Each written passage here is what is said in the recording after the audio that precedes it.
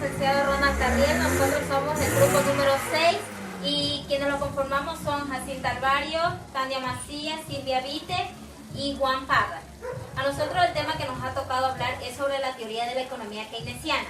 Durante la Gran Depresión de los años 30, la teoría económica del momento pudo explicar las causas del grave derrumbe económico mundial, ni tampoco brindar una solución adecuada de las políticas públicas para reactivar la producción y el empleo. El economista británico John Maynard Keynes encabezó una revolución del pensamiento económico que descalificó la idea entonces vigente de que el libre mercado automáticamente generaría pleno empleo. Es decir, que todas las personas que buscaran trabajo lo obtendrían en tanto y cuanto los trabajadores flexibilizan sus demandas salariales. El principal postulado de la teoría Keynes es que la demanda agregada a la sumatoria de gasto de los hogares, las empresas y el gobierno es el motor más importante de una economía. Keynes sostenía asimismo que el libre mercado carece de mecanismos de autoequilibrio que llevan al pleno empleo. Los economistas keynesianos también justifican la intervención del Estado mediante políticas públicas orientadas a lograr el pleno empleo y la estabilidad de precios. La idea revolucionaria. Keynes argumentaba que una demanda general inadecuada podría dar lugar a largos periodos de alto desempleo, el producto de bienes y servicios de una inversión, compras de gobierno y exportaciones netas. Los 4 componentes más importantes son el consumo, la inversión, compras de gobierno y exportaciones netas. Cualquiera de estos argumentos de la demanda tiene que provenir de uno de esos 4 componentes. Pero durante una recesión suelen intervenir fuerzas poderosas que deprimen la demanda al caer el gasto. Por ejemplo, al caer la economía a la incertidumbre a menudo erosiona la confianza de los consumidores, que reduce entonces sus gastos. Esa reducción de gastos de consumo puede llevar a la empresa a invertir menos como respuesta de una menor demanda. Gracias. Fue muy importante establecer la economía. Lo que distingue a los keynesianos de otros economistas son sus creencias en las políticas intervencionistas para reducir la amplitud del ciclo económico, y que colocan entre los más importantes son la economía. En vez de considerar los equilibrios presupuestarios del Estado como perniciosos, Keynes promulgaba las políticas anticíclicas, que actuaban en sentido contrario del ciclo económico. Por ejemplo, los keynesianos proporcionaban incurrir en un gasto deficitario destinado a proyectos de infraestructuras que demandan mucha mano de obra para estimular empleo y estabilizar salarios. Cuando la economía contrae y elevarían los impuestos. Así. El keynesianismo evoluciona. Aun cuando los Keynes fueron aceptados, también fueron analizados por muchos de sus contemporáneos. En la economía keynesiana dominó la teoría y la política económica después de la Segunda Guerra Mundial hasta la década de 1970, cuando muchas economías avanzadas hubo inflación y lento crecimiento, llamada inflación. La teoría keynesiana perdió popularidad, ya que no pudieron resolver dicha situación. Los monetaristas sostenían que el dinero puede tener efecto en un producto a corto plazo. Gracias. La economía keynesiana recibe su nombre por el economista británico John Maynard Keynes, considerado como el fundador de la macroeconomía moderna. Su obra más famosa, el Tratado sobre el Dinero, es a menudo considerado como más importante para el pensamiento económico, al igual que la teoría general del empleo e interés.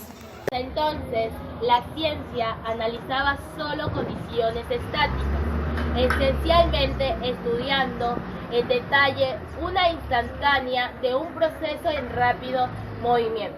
En su tratado, Keynes creó un enfoque dinámico que convirtió la ciencia económica en un estudio del flujo de ingresos y gastos y abrió nuevas perspectivas para el análisis económico.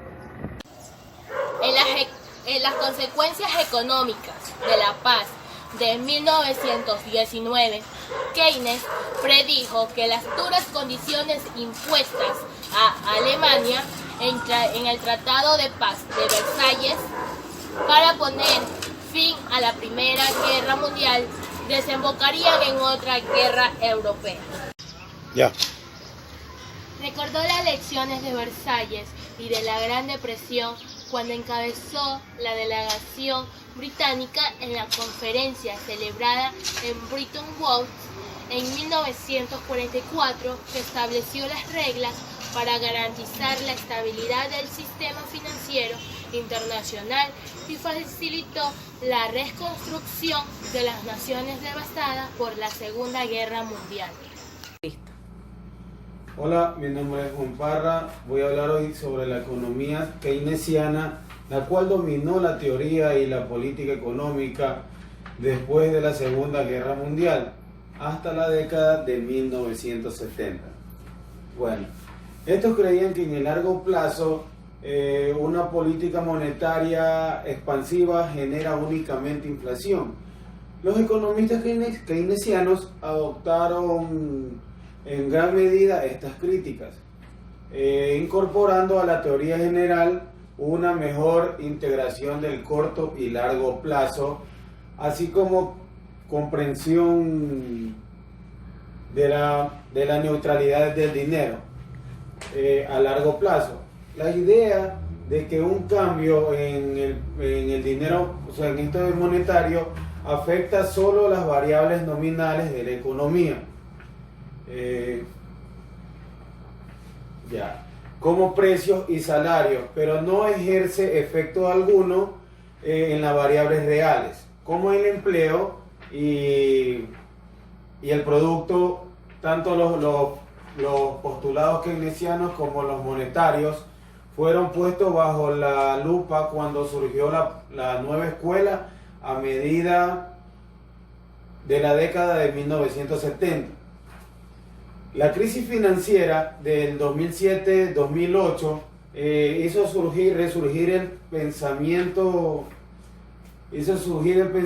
keynesiano, que dio sustento teóricos a los políticos económicos, adoptados por medios de gobiernos, incluidos los de Estados Unidos y el Reino Unido, como respuesta a la crisis. Cuando sobrevivió la recesión mundial a fines del 2008, el profesor de Harvard, Gregory, escribió en el New York Times, si tuviéramos que recurrir a un único economista para comprender los problemas que enfrenta esta dicha la economía, indudablemente ese economista sería John Maynard Keynes, aunque Keynes murió en la década de medio siglo.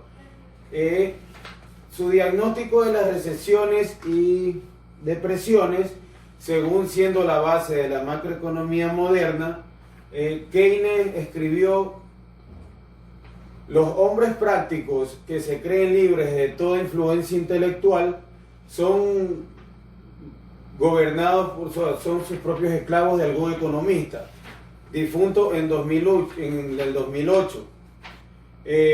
Ningún economista difunto es más predominante que el mismo Keynes, pero la crisis del 2007-2008 también mostró que la teoría keynesiana debía contemplar mejor el papel del sistema financiero.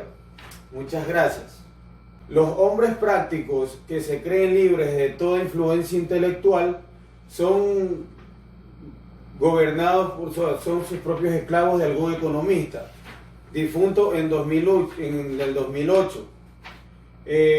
Ningún economista difunto es más predominante que el mismo Keynes, Pero la crisis del 2007-2008 también mostró que la teoría keynesiana debía contemplar mejor el papel del sistema financiero. Muchas gracias.